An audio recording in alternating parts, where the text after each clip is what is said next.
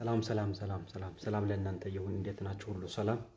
አሁን ዛሬ የመጣሁት ደግሞ በጥቂቱ የከፋን ታሪክ እኔ ትንሽ ባጠናው መሰረት እኔ ባየሁት በተመለከቱት መሰረት የከፋን ታሪክ ለማስቀመጥ አስቤ ነውና ቤቱን ሼር ፎሎ እያደረጋችሁ ሂዱ፣ ይጠቅማችኋል ብዬ ስላስብኩ ማለት ነው።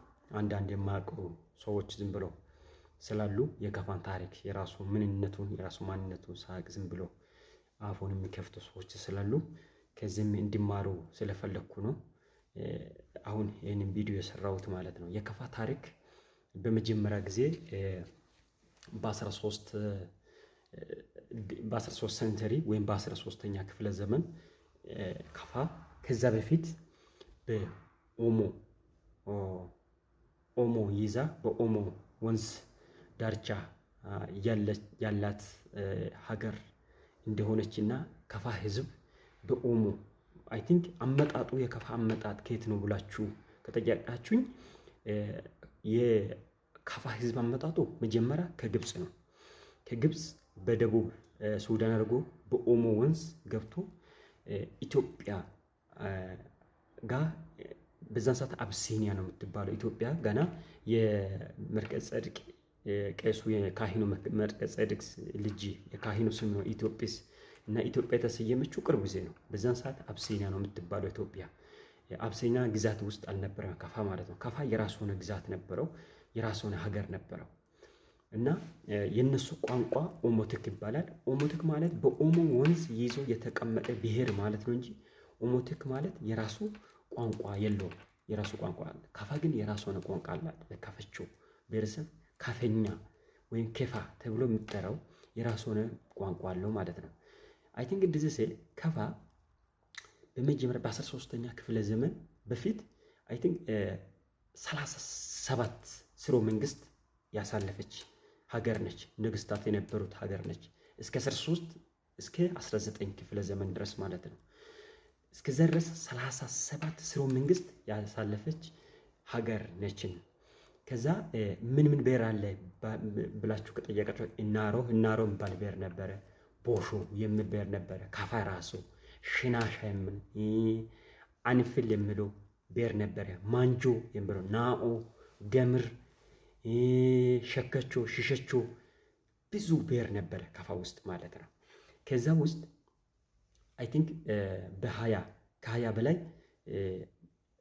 በ13 19 ድረስ ያለው እነሱም ማንጆ እና ማቶ ወይም ምንጅሎ ወይም ምንጆ የሚባል ብሔረሰብ ነበረና በ14 ሴንቸሪ ወይም በ14ኛ ክፍለ ዘመን ማንጆ ንጉስ በ1390 ድረስ ማቶ ዳይኔስቲ ወይም ማቶ ዳይኔስቲ ስርወ መንግስት ከመንጆ ብሔረሰብ ንጉስ ነበረ።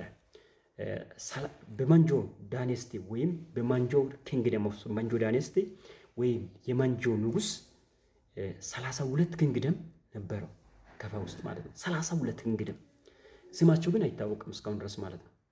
አይ ቲንክ በ13 እስከ 19 37 ስርወ መንግስት ነበረ። የነሱ ስምም አይታወቅም። በማንጆ ዳይኔስቲ ጊዜ 13ኛ ሴንቸሪ ክፍለ ዘመን ድረስ ማንጆ ንጉስ በ13 እስከ 90 ድረስ ማቶ ዳይኔስቲ ወይም የማንጆ ንጉስ ነበረው። 32 ነገስታት ነበረ። ስማቸውም አይታወቅም። የከፋ ነገስታት ከተማ ቦንጋ ነበረች። በዛን ሰዓት ቦንጋ የከፋ ነገስታት ከተማ ወይም ነበረችና ከዛ ወደ ተወሰነ ወደ አንድራቻ የሚባል ሀገር ወሰዱት። የንጉስ ነገስታት መቀመጫን አንድራቻ ወሰዱት ማለት ነው። የከፋ ሃይማኖት በዛን ሰዓት ሃይማኖት የሚጠቀሙት ሃይማኖት የሮ ኤቆ የሚባል ከዛ ምንድነው ይሄ እንትን ቆሎ የሚባል የባህላዊ አምልኮ ነው የነበረው ከፋ። የባህል አምልኮ በጣም ሚቾ የሚባል በጣም አደገኛ በእጽዋት የቆረጡ በጣም ታምርና ታሪክ የሰሩ የነበሩ ጽሑፍ በሌለበት በእጽዋት ብቻ ሰውን ያዳኑ የነበሩ በጣም ታምርና ታሪክ የሰሩ የነበሩ ብሔር ነበረ ከፈቾ ማለት ነው። እና ኤቆ ቆሎ የሮ ማለት እግዚአብሔር ማለት ነውና በእግዚአብሔር የሚያመልኩ ነበሩ። በእቆ የሚያመልኩ ነበረ። በቆሎ የሚያመልኩ ነበረ። አይ ቲንክ ብዙ የባህላዊ አምልኮት አለ ከፋ ውስጥ። ይህንን አምልኮት ይዞ የነበሩ ብሔሮች ናቸው። በ16ኛ ክፍለ ዘመን ወይም ክፍለ ዘመን ድረስ ያ ከፋ ባህል ይዞ የነበሩ ሲሆን በ17 ጋኪ ሸረቾ ወይም ኪንግ ኦፍ ዘ ጋኪ ሸረቾ ተመሰረተ ማለት ነው። በ17ኛ ሴንቸሪ ነው ጋኪ ሸረቾ ተመሰረተ።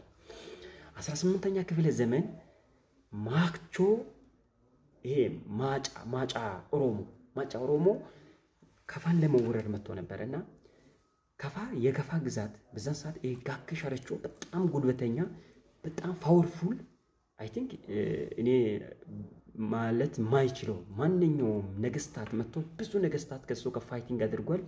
ማሸነፍ አይችልም ማለት ነው። ማጮ ኦሮሞ ቡና በመለቀም አመቶ አስካፋ ሳይቶ ነበርና በዛን ሳይት ፍሪ ፋይቲንግ አድርጎት ብዙ ፍሪ ፋይቲንግ ዲፌንዲንግ አድርጎት የመለሰበት ዘመን ነው ማለት ነው። በ17ኛ ሴንቸሪ ማለት ነው። በ18ኛ ክፍለ ዘመን ማጮ ኦሮሞ መጥቶ ነበረ፣ ሞክሮ ነበረ፣ አልቻለም። እሱም አቅቶት ተመለሰ። ከዛ በ1875 ሴንቸሪ ራስ ጎበና ደስታ ምኒልክ ሚሊተሪዎች ማለት ነው ኮማንደሮች እና ሂ አጌን ፎውት ኤንድ ዘ ዲፌንስ ፎር ዘ ከጋኪ ሸረቾ ጋር ፋይቲንግ አድርጎ ነበረ። በዛቢ አቦይ ፍሮም ዘ 1977 ተነስቶ እስከ 1872 ድረስ በዛቢ አቦይ ፋይቲንግ አድርጎ ነበረ። በ1883 ደግሞ ምኒልክ ሚሊተሪ አሁን ሊኮት ራሱ ማለት ነው ምኒልክ ሚሊተሪ ሄዶ ምኒልክ ጎበና ደስታ ማለት ነው ሄዶ እንደገና ፋይቲንግ አድርጎ ነበረ። አልቻሉትም። ጋኪ ሸረቾ በጣም አደገኛ ሰው ነው። መጥቶ እስከ ጎጀብ እስከ ጊቤር ድረስ የመራ ነበረ። እስከ ወላይታ ሶዶ ድረስ የከፋ ግዛት ነበረ። እስከ ሲዳማ ድረስ የከፋ ግዛት ነበረ። ከዛ እስከ ኦሞ ወንዝ ድረስ ጋኪ ሸረቾ መያዝ ሲያቅታቸው ምን ማድረግ ጀመሩት? አሁን ምኒልክ ወሰደ። ምኒልክን ዲፌንስ ፎርስ ሶስት ጦር አዘዘው ምኒልክ ማለት ነው።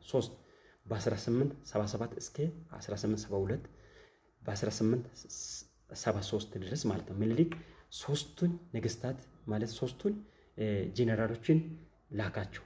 ደጃዝማች ተሰማ ናደዋ ተመታ፣ ድምጥማጡን አደረገው። ከዛ በጣም ማድረግ ማሸነፍ አቃተው። ከዛ ደግሞ ሸዋን አርሚ ነምበርስ ብለው ባሉ ብዙ ማለት ጊዮርጊስ አቦይ የሚባል ደጃዝማች ደምሰለ የሚባሉት ብዙ ሶስት እንትኖች ላከው።